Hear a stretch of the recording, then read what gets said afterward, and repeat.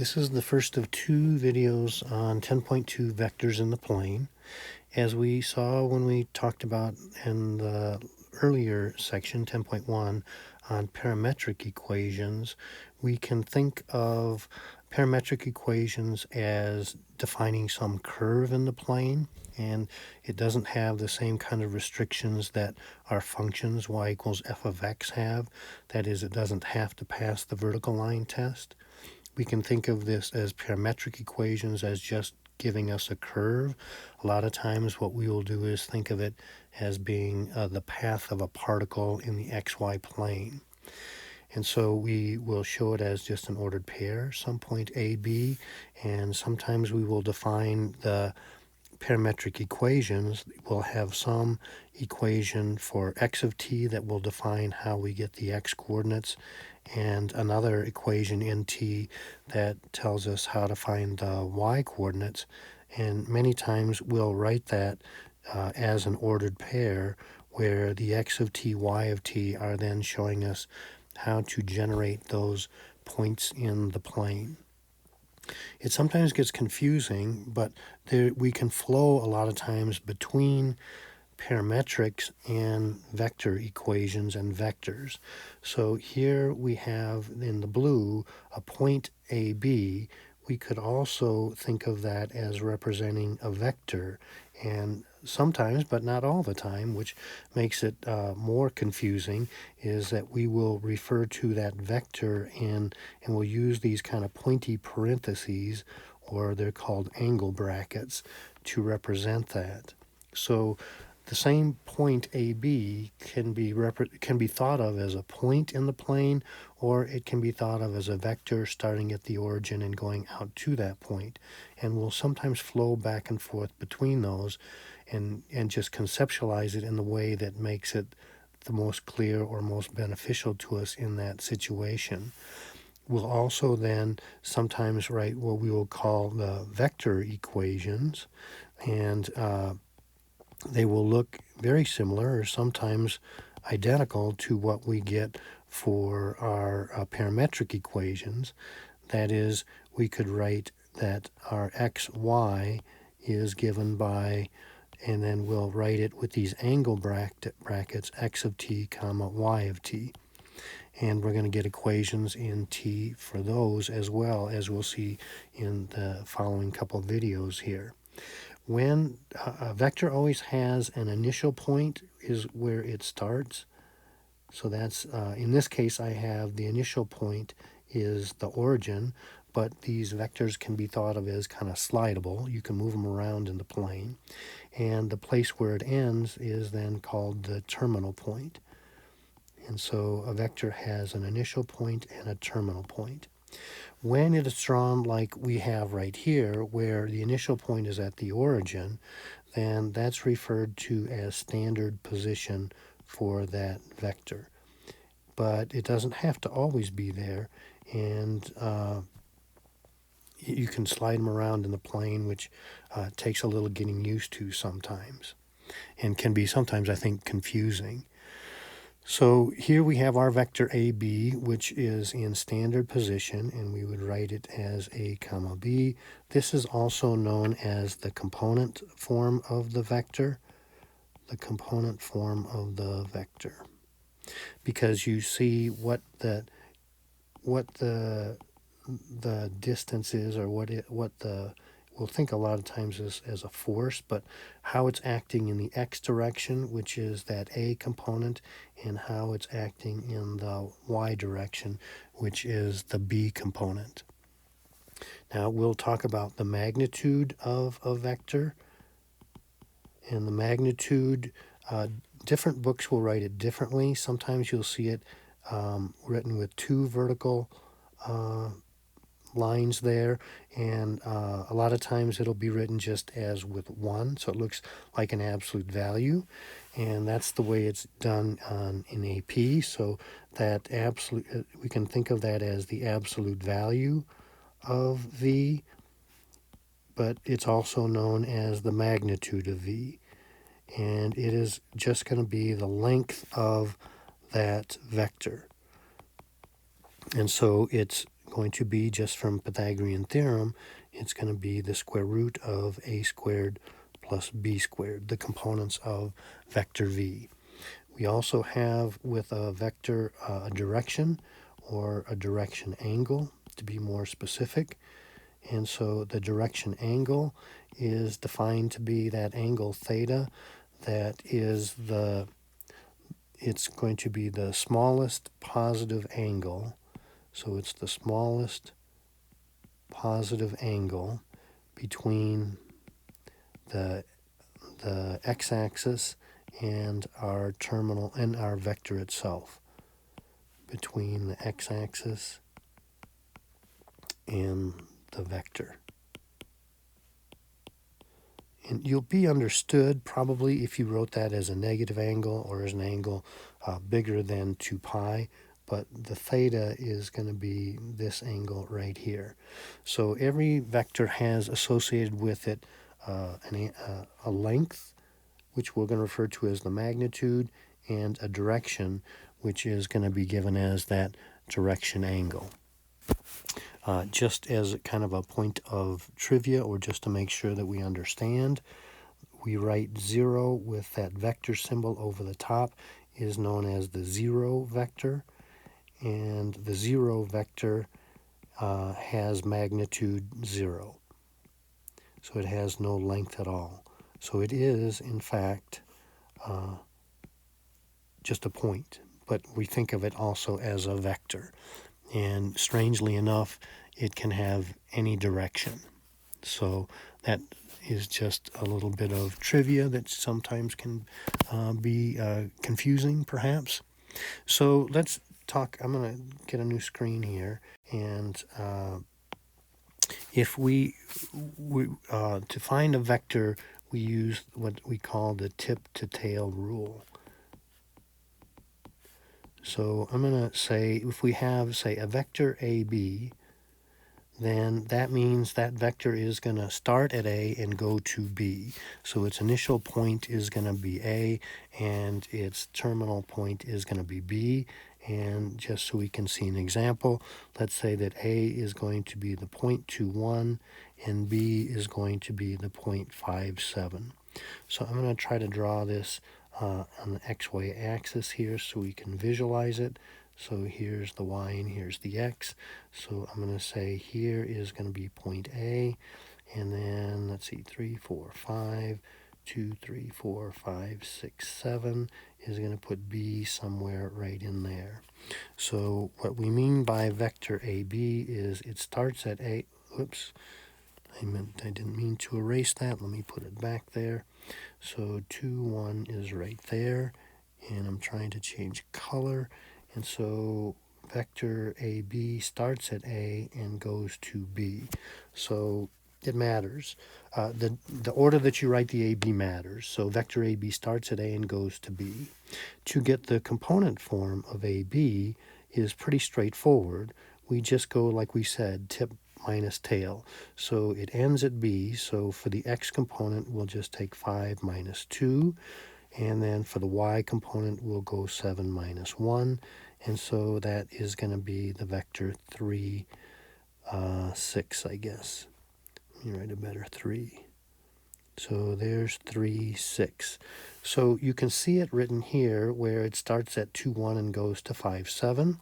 We could also write it in standard position. So if we go over 3 and up 6, that's going to put us here. So that's going to be, this is also, doesn't look right, but that's supposed to be exactly the same length as the blue vector and parallel to it, so it's in the same direction.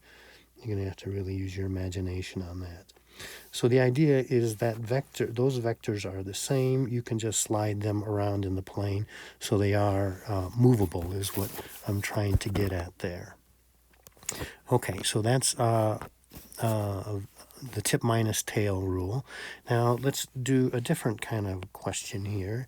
So let's say find the magnitude and direction.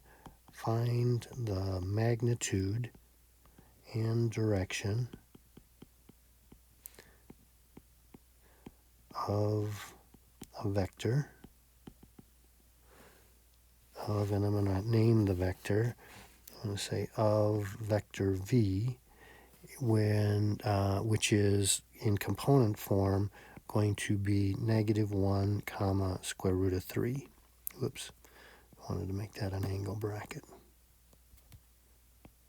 So there's -1, 3. So we want to find the magnitude. So the magnitude is going to be, we'll write it using those absolute value signs. The magnitude of v, we said, is going to be Pythagorean. It's just the length of that vector. So maybe let's over here draw a picture of that. So our vector v is going to, I guess I'm going to have to go into the negatives. Let me extend it over there. So our vector v is going to go, say there's -1, and square root of 3 is a little bit bigger than 1, so it's going to be, say, right in there. And this is going to be our vector v that we're talking about. And we can see that the magnitude of that vector is going to be just the Pythagorean theorem. So it's going to be the square root of -1 squared plus the square root of 3 squared. So that's going to be 1 plus 3. And in this carefully constructed problem, that's going to be 2. So the magnitude of that vector is 2.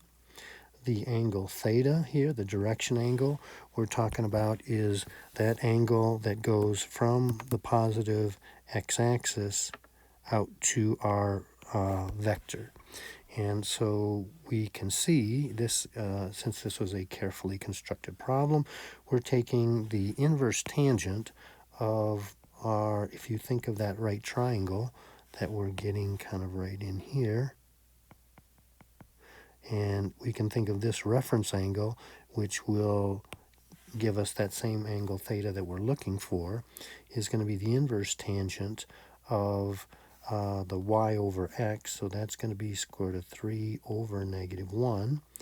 And we actually know this. The angle whose tangent is negative square root of 3, we can think of that as coming from square root of 3 over 2 over a half, and since tangent is sine over cosine, we can say the same angle that makes sine square root of 3 over 2 makes cosine a half, and that's going to be, I believe, pi over 3. But now that's just a reference angle. To put it into quadrant 2, we're going to have to call that 2 pi over 3. So we have that our angle is going to be 2 pi over 3. Our direction angle is 2 pi over 3, and our magnitude is 2. So that was the question we were asked there, was to find the magnitude and the direction angle. And direction angles will just go with whatever it is. Sometimes it'll be in degrees, sometimes in radians, and that's not really going to be an issue very much. It'll come up from contact. In AP, it'll most often be in radians. So I'm going to ask another question. Can we find the component form? Can we find the component form of a vector? And this time on this vector, we're going to know its magnitude and direction angle with, and I'm going to write it as the magnitude of W is going to be 4, and its direction angle is going to be, and I'm going to go to degrees, 40 degrees. So we don't have to do this in terms of a picture, but it might help to visualize what's going on here. So here's my xy axis. If we go an angle of 40 degrees, that's going to be somewhere probably about in here. So there's my theta equals 40 degrees. And we're going to come out from there a length of 4. So if I imagine going, it's going to be 1, 2, 3, there's about 4. And if I drop that perpendicular down here, we can get our hopefully kind of familiar, I'm going to call this A for the component, the x component of that vector, and B for the y component of our vector, and the length of that, the magnitude is 4, and so our actual vector, I'm going to try to put here in yellow, is going to start there and go to there. So our component form of that vector, we can see that using what we know just from our trigonometry, we can see that A is going to be, let's see, let me back up and say the cosine of theta. So the cosine of theta, and you don't have to go through all these steps each time. Hopefully we'll be able to shortcut it. The cosine of theta is going to be the adjacent, which is A, over the hypotenuse, which is 4. And so we know that our theta is 40 degrees. So that's the cosine of 40 degrees is our component in the x direction A over 4. And so that means that our x component, or our component in the x direction, is 4 cosine 40 degrees. So in general, it's going to be that x component is going to be r cosine theta.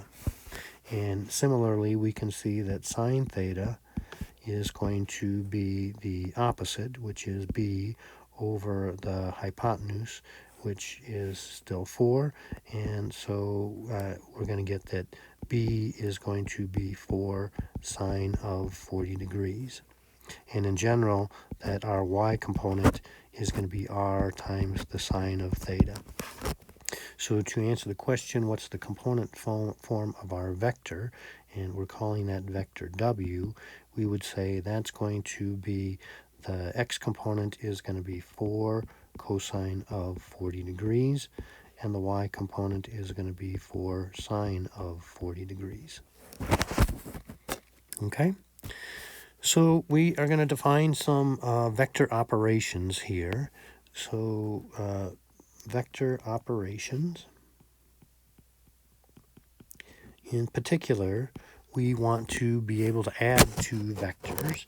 So if we have one vector that has components, let's say v1 comma v2, and we have, and let's call this vector v, and we have a second vector, call it w, and its components are going to be w sub 1 and w sub 2.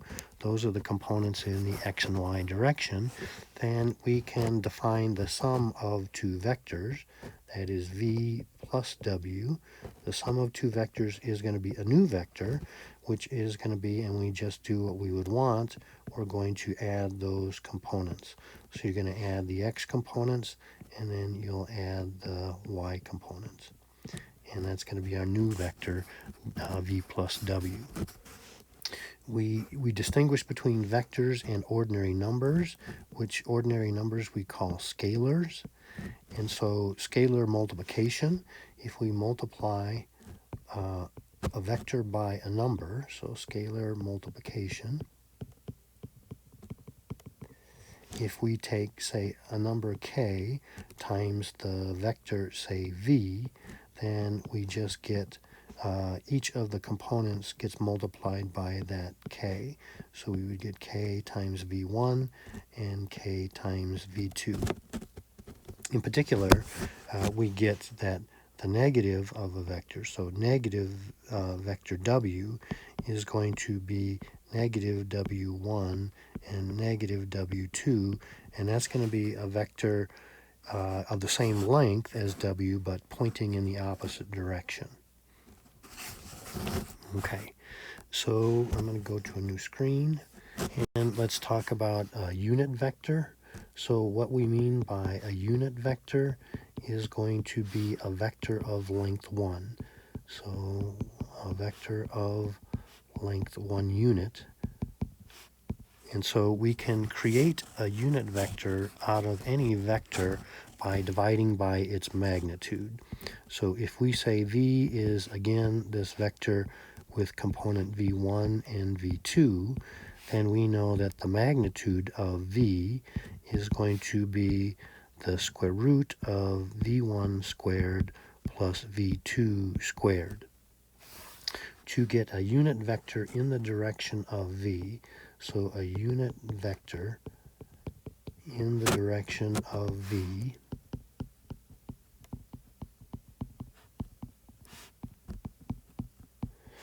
And I like to, this is kind of Mr. Street made up notation here, but I don't know why this hasn't caught on. It makes so much sense to me. But a unit vector in the direction of V is going to be the vector V divided by its magnitude.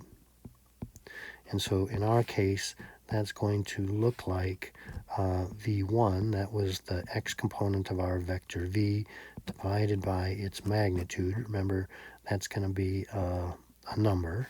And then we'll get the y component V2 divided by that magnitude of V. So that's going to be a vector of length 1 in the direction of V. So let's do an example there. Suppose we say W is the vector, I'm going to choose one kind of carefully here. There's negative 3, 4. So we can see then, so we're going to find a unit vector in the direction of W. Find a unit vector in the direction of W.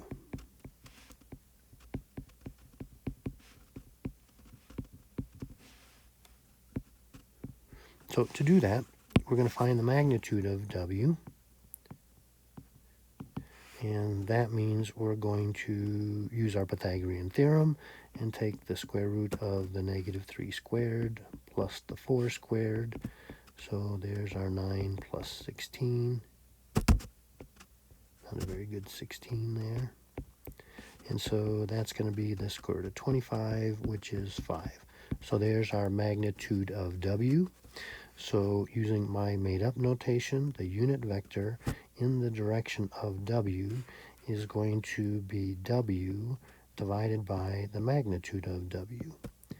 And so that means we're going to take the x component of W, the negative 3, divided by the magnitude of W, which was the 5. So we get negative 3/5 for that x component.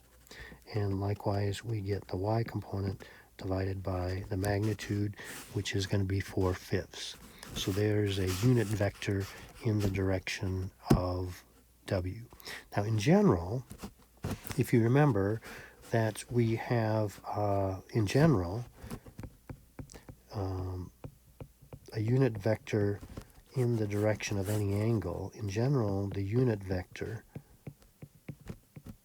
is going to be, and if you think about this, hopefully it makes sense, it's going to be cosine theta, sine theta. So we know that the magnitude of this vector, cosine theta, sine theta, because the square root of cosine squared plus sine squared is 1, is got a length of 1. And if you think about what happens in general with a vector V that has, say, its in general, its components are going to be r cosine theta, r sine theta, that is the magnitude times the sine and cosine of the direction angle. That's even hard for me to read, and I wrote it.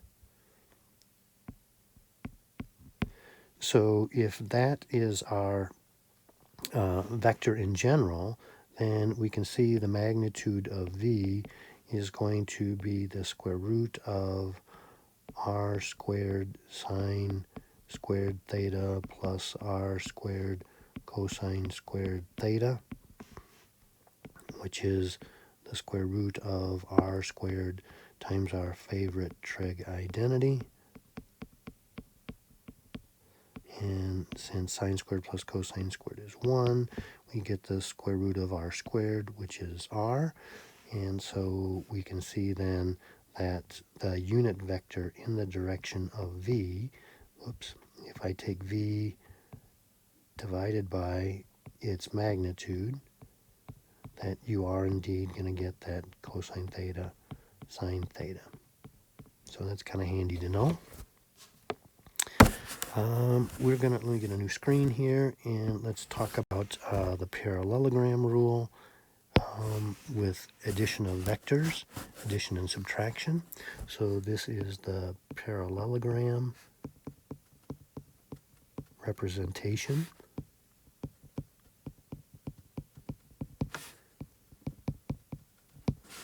of addition.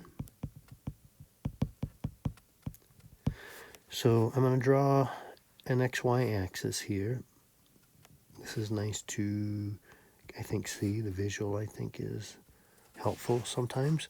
So I'm going to take two vectors that are in standard position. So I'm just going to make up an arbitrary vector here, and I'm going to call that vector V. I'm going to change colors, and I'm going to draw another arbitrary vector in standard position. And just to make the visualization easier, I'm going to draw this one on the x-axis, but it doesn't have to be on the x-axis to still be true.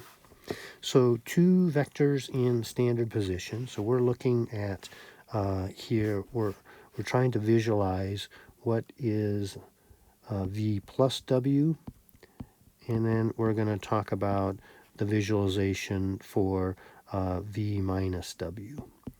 And so if we take these two vectors together, they form two sides of a parallelogram.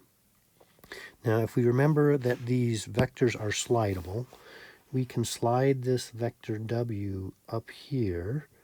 So there, it's the same length and same direction as we drew it originally on the x-axis.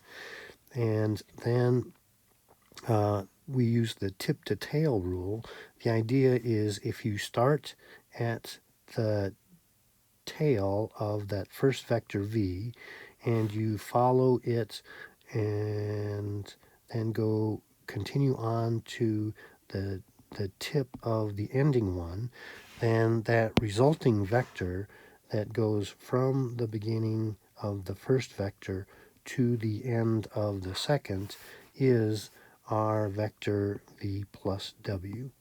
So what we see is that one of the diagonals in that parallelogram formed by those two vectors V and W in standard position, one of those diagonals is the sum of those two vectors. Now I'm going to try to, I think I'm going to redraw it over here so it's not too congested. I'm going to try to claim that the other diagonal is going to represent the difference in those vectors. So as best I can, I'm going to redraw V and W here. And you may have to use your visualization skills because they may not look exactly the same. And I'm going to again try to show what that parallelogram looks like with those two. Now, if I want to, I'm going to do here, look at V minus W. I want to do that, V minus W. Let's see. Trying to think which is going to be the easiest to do there.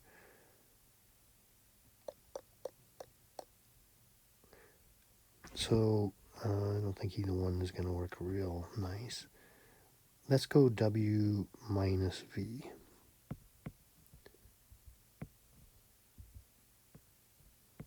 So I can think of that as being W plus a negative V. So if the V starts and goes in this direction, then a negative V, let me get a different color here. So a negative V is going to be in the same direction, but I'm saying in the same length, but opposite direction. So that's going to be our negative V. Now, if I slide that over, so if I slide that negative V over here so that it goes tip to tail with the U with the W, then we can see a parallelogram down here that is supposed to be the same as that yellow one. And then my hope is that we can say if we go W, just now tip to tail with our negative V, then starting at the beginning and going to the end is going to be that vector right there. That is W minus V, which is supposed to look the same as this right here, since they're the same length and the same direction. So the takeaway is that when you draw these two vectors in standard position, that one of the diagonals is going to be the sum of those vectors, and the other diagonal is going to be the difference of those vectors. So that's kind of a nice visual of what's going on with adding vectors. Let's do a different example here. Let's do, I'm going to call this modeling planar motion. So we're going to model planar motion. So we're going to say a plane flying due east, a plane flying due east at 300 miles per hour in still air, so that is if there's no wind, in still air, encounters a 60 mile per hour wind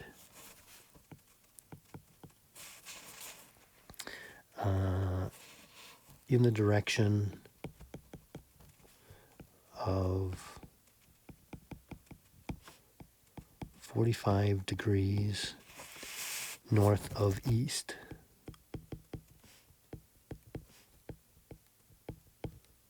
And we want to know what is the ground speed and direction. What is the ground speed and direction?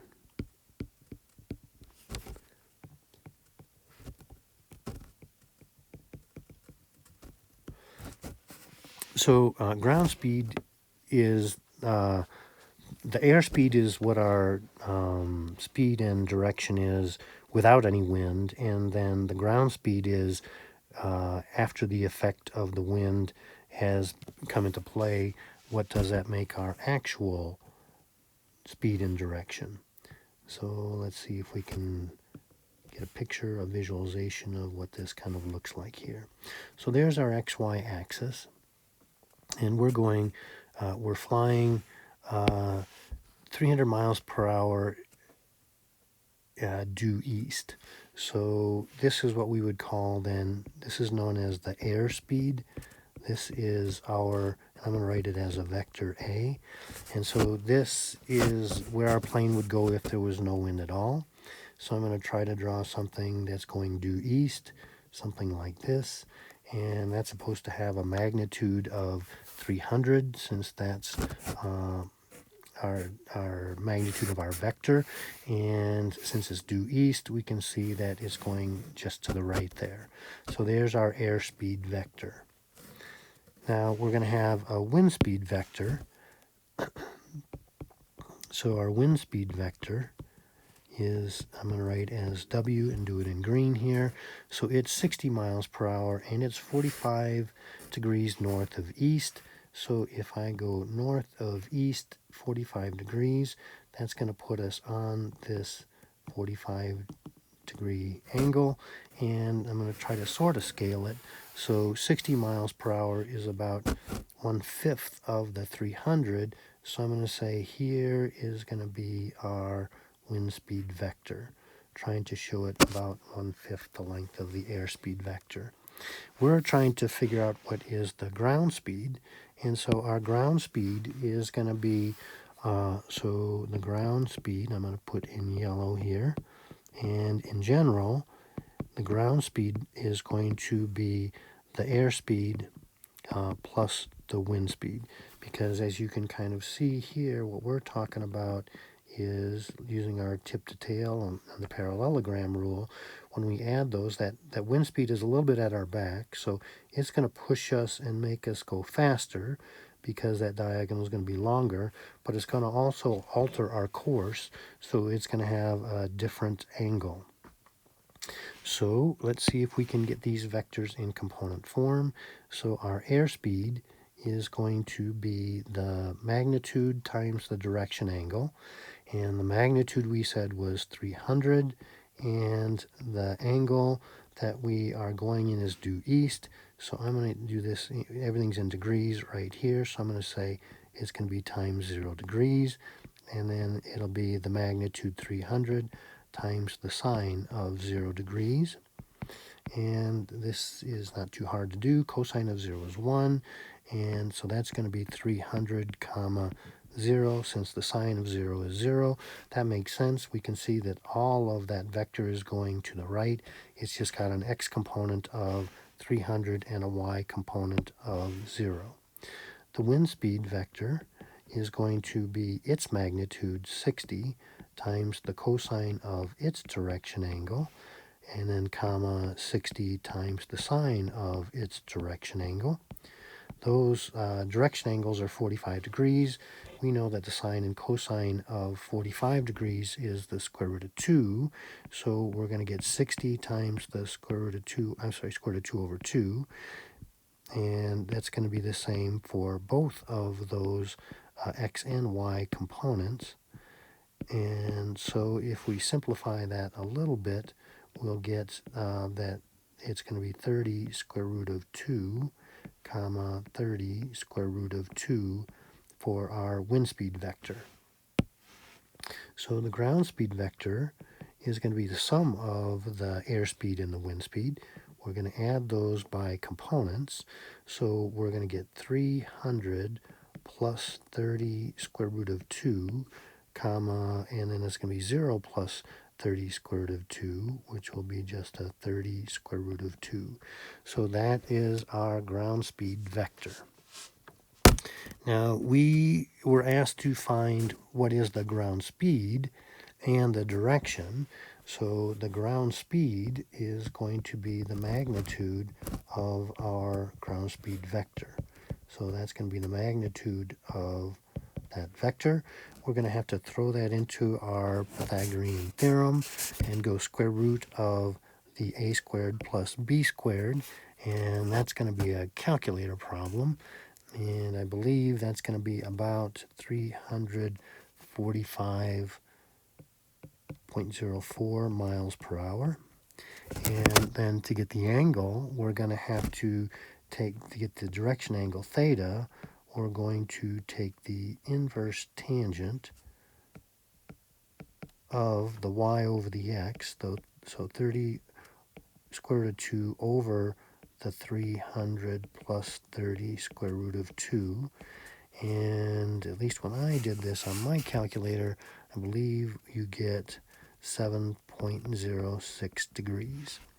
So there is our ground speed and our direction for that ground speed. So you can see that the wind blew us off course a little bit more than 7 degrees, but it also increased our speed by about 45 miles per hour because it was a little bit of a tailwind there. Okay, let me do one more example here. I'm going to talk, this is going to be a little bit of calculus component-wise. So we're going to start to move into the calculus part of these vectors. So I'm going to say that we have a particle.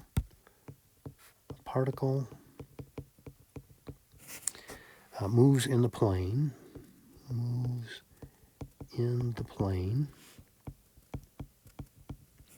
so that its position at time t greater than 0, so that its position at time t greater than or equal to 0 is given by, and I'm going to give it to you as the components of a vector. It's going to be the sine of t, comma, t squared over 2. And then I'm going to ask you a series of questions. So first, and hopefully this is straightforward, I don't know, we're going to find the position vector. So find the position vector at time t. Now I'm going to ask you to graph this on your calculator.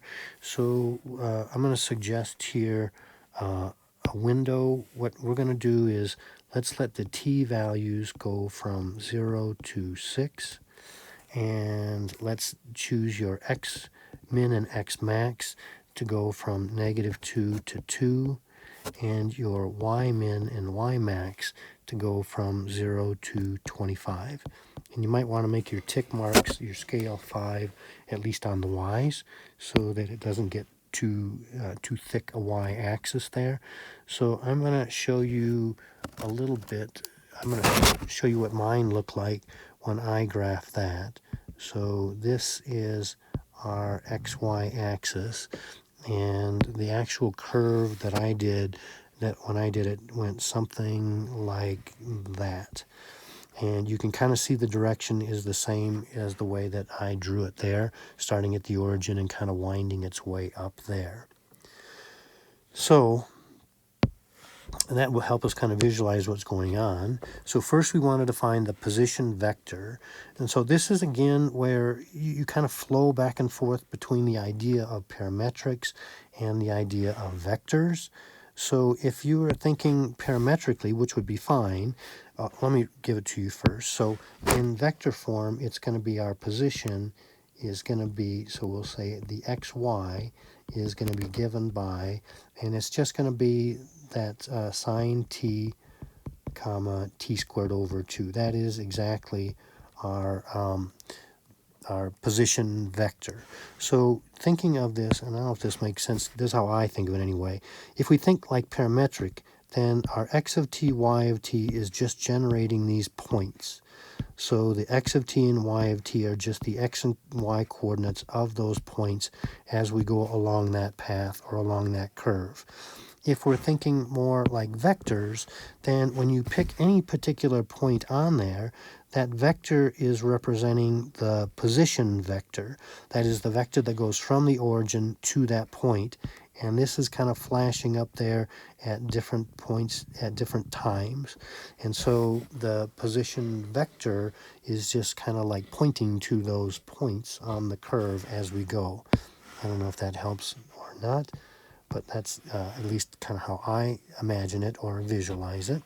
So the next question I want to ask is to find the velocity vector at time t. So find the velocity vector at time t.